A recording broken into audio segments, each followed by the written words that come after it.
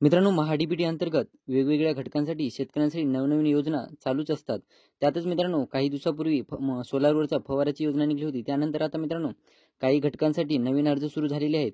तर ते कोणते घटक आहेत, त्याचबरोबर शेतकऱ्यांना याचा किती अनुदान मिळणार आहे, त्याचबरोबर याची तारीख काय असणार आहे, याविषयीची सविस्तर माहिती आपण या व्हिडिओमध्ये बघणार आहोत. तत्पूर्वी चॅनलवर नवीन असाल तर चॅनलला सबस्क्राईब करा आणि समोरील बेल आयकॉन टाका. तर मित्रांनो, आपण जे घटक बघणार आहोत त्या घटकांसाठी शेतकऱ्यांची पात्रता काय असणार आहे ते अगोदर सर्वात बघूया.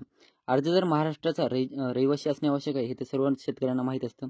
ज्या शेतकऱ्यांची 5 एकरपेक्षा कमी शेतजमीन आहे त्यांनाच महाडीबीटी शेतकरी योजनेचा लाभ मिळत असतो, हे सुद्धा शेतकऱ्यांना माहीतच असेल. महाडीबीटी शेतकरी योजनेअंतर्गत अनुदानाचा लाभ घेणाऱ्या शेतकऱ्याला एकदाच मिळू शकतो. म्हणजे समजा तुम्हाला एखादा फवारा लागला तर त्या फवाऱ्याचा अर्ज तुम्ही परत निघाल्याच्या नंतर तुम्हाला त्या योजनेचा लाभ मिळत नाही.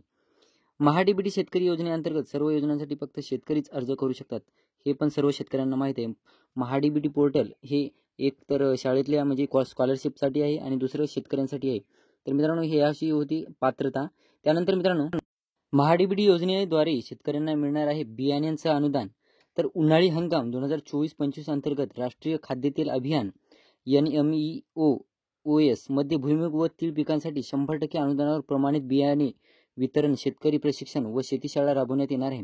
म्हणजे मित्रांनो, महाडीबीटीद्वारे जे बियाण्याचं अनुदान मिळणार आहे ते 100% बेसिसवर मिळणार आहे. त्यासाठी भुईमूग व तीळ पिकासाठी हे अनुदान असणार आहे. तर यामध्ये शेतकरी प्रशिक्षण, बियाणे वितरण व शेतीशाळा राबवण्यात येणार, म्हणजे हे कार्यक्रम असणार आहे, कॅम्प असणार आहे. त्याद्वारे हे 100% अनुदानाचं भुईमूग आणि तीळ पिकासाठी हे वितरण होणार आहे. त्यानंतर पुढे बघूया मित्रांनो, लाभार्थ्याची निवड महाडीबीटी पोर्टलवर ऑनलाईन अर्जाद्वारे लाभार्थ्याची निवड केली जाणार आहे. तर याच्यामध्ये भुईमूग पिकासाठी कोल्हापूर, सातारा, सांगली, पुणे, अहिल्यानगर, नाशिक, धुळे या 8 जिल्ह्यातील शेतकऱ्यांना यासाठी अर्ज करण्याचे आवाहन करण्यात आलेले आहे. कृषी विभागामार्फत या 8 जिल्ह्यांसाठी अर्ज करण्याचे जे आवाहन करण्यात आलेले आहे. तर याच्यामध्ये तीळ पिकासाठी जळगाव, लातूर, बीड, बुलढाणा या जिल्ह्यातील शेतकऱ्यांना अर्ज करण्याचं सांगण्यात येत आहे. म्हणजे बाबा 8 जिल्ह्यातील शेतकऱ्यांना भुईमूग पिकासाठी, त्यानंतर तीळ पिकासाठी जळगाव, लातूर, बीड, बुलढाणा या 4 जिल्ह्यांना अर्ज करण्यासाठी सांगितलेलं आहे महाडीबीटी पोर्टलवर. तर महाडीबीटी पोर्टलवर बियाणे, औषधे, खते या घटकातील प्रमाणित बियाणे वितरण अंतर्गत अर्ज करायचा आहे. आता काही शेतकऱ्यांना प्रश्न पडलेला असेल की अर्ज कसा करायचा, महाडीबीटीवर शेतकऱ्यांना लॉग इन करायचं समज असेल, परंतु मित्रांनो यामध्ये अर्ज कोणत्या घटकासाठी कसा करायचा, तर महाडीबीटी पोर्टलवर लॉग इन केल्यानंतर बियाणे, याच्यामध्ये औषधे, खते या घटकातील प्रमाणित बियाणे वितरण या अंतर्गत अर्ज करायचा आहे.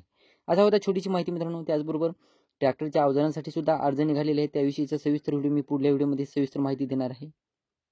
आता शेतकऱ्यांना प्रश्न पडलेला असेल की याची शेवटची तारीख काय असणार आहे, तर 10 फेब्रुवारीपर्यंत याचे अर्ज करायचे आहेत.